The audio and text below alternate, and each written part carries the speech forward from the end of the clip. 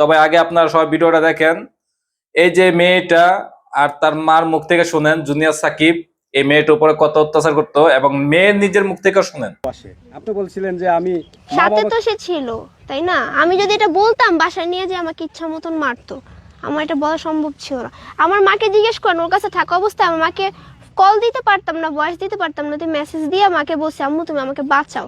এইটা সাকিবের বন্ধু সাকিবকে বলে দিছে কল দিয়ে, এরপরও সাকিব বাসায় এসে আমাকে অনেক ইয়ে করছে। আচ্ছা আমি একটু জানবো আপনার কাছ থেকে, আপনি যখন আপনার মাকে আম্মু আব্বু আমি অনেক ভুল করছি, সাকিবের কাছে গিয়ে আমাকে তোমরা ক্ষমা করে দাও আর আমাকে মাফ করে দাও, আমি আর কখনো এরকম ভুল করব না। আর দর্শকদের বিষয়ে আমি কিছু বলবো, আপনারা অনেকেই আমাকে অনেক খারাপ খারাপ কমেন্টস করছেন যে আমি ভাইরাল হতে আসছি, আমি খারাপ মেয়ে। সেই আমার ভাইরাল হওয়ার কোনো ইচ্ছা নাই, আর ওর মতো খারাপ মানুষের সাথে তো আমার আরও ইচ্ছা নেই ভাইরাল হওয়ার।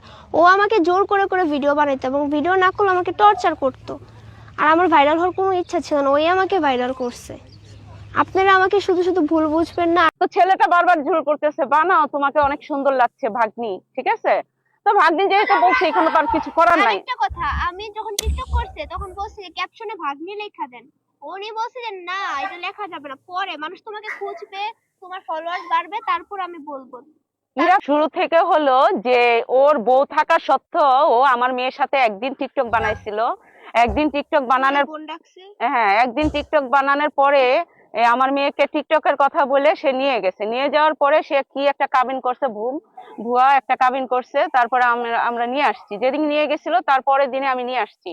নিয়ে আসার পরে আপনার সবাই করেন কি জুনিয়র সাকিব করেন, জুনিয়র সাকিব কি ভালো? মরে যাব, আপনারা তাকে দেখলে আপনার তো তার কাছে পাগল হয়ে যান। ও ভয়ে আবার চলে গেছে। তো এখন তো আপনারা বুঝতাছেন, এই দেখেন একটা মেয়ের অবস্থা কি হয়েছে দেখছেন। তো আপনার দয়া করে এই কাজ কখনো করবেন না। ইকরাকে যখন আমি ওখান থেকে আপনার কেউ জুনিয়র সাকিবের কাছে যাবেন না। জুনিয়র সাকিব কি করে থাকে, আমি ডিভোর্স জুনিয়র সাকিব তো ভালো ভালো বয়সই হয় নাই, ওর সার্টিফিকেট আমার লোক আছে, টিকটকার আছে এবং ইউটিউবার আছে, ভালো ভালো জুনিয়র সাকিব তো ভালো ভালো লোক আছে। তো আপনার তাদের কাছে যান, জুনিয়র সাকিবের কাছে যান। এই যে সে একটা ব্যাকমিল করলো এই মেয়েটাকে, হ্যাঁ এই মেয়েটাকে ব্যাকমিল করলে ব্যাকমিল করে ইয়া করলো। তো আপনারা দেখতেছেন তো ভিডিওটা, আপনার কেন জুনিয়র সাকিবের কাছে যান?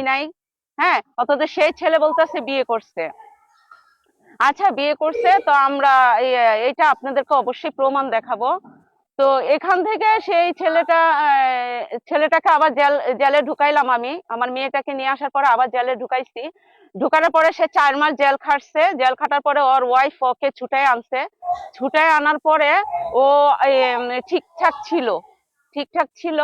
আমার মেয়ের মোবাইল ছিল না, তো ওর ভাই যখন জেলের থেকে যখন আসছে শিখার কাছে ছিল, ও ইকরা কোনো যোগাযোগ করে নাই, ছেলেটাও কোনো যোগাযোগ করে নাই। এই যে আপনাদেরকে বলতাছে জুনিয়র সাকিব আপনাদেরকে ভাইরাল করে দিবে, কত তো মেয়েরা যায়। জুনিয়র সাকিব কিন্তু মেয়েদেরকে ফাঁসায় বেশি। তো আমি তাদেরকে বলতে চাই আপনার কখনো জুনিয়র সাকিবের কাছে যাবেন না। এই যে শিখায় কাজটা করতেছে, ওকে ঠিক কাজ করছে জুনিয়র সাকিবের, 1 নাম্বার ঠিক কাজ করছে, ঠিক আছে?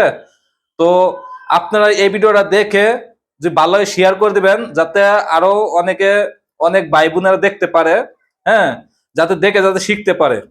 আপনার কেউ জুনিয়র সাকিবের মতন ছেলেদের কাছে যাবেন না, ঠিক আছে? আপনার কাজ করেন, সমস্যা। আপনি ভাইরাল আপনি কিভাবে হবেন? আপনার নিজের যোগ্যতা আপনি ভাইরাল হবেন, আপনার নিজের যোগ্যতা দিয়ে আপনি ভাইরাল হবেন।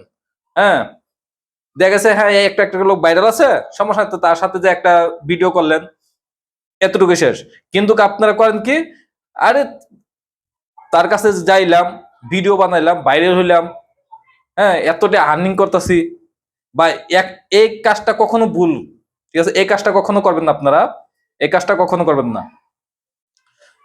তো আপনারা ভালো লাগলে ভিডিওটা বেশি করে শেয়ার করে দিবেন, এবং মাথায় রাখবেন জুনিয়র সাকিবের মতন ছেলেদের কাছে কখনো আপনার যাবেন না ভাইরাল হওয়ার জন্য, ঠিক আছে? তো সবাই ভালো থাকবেন।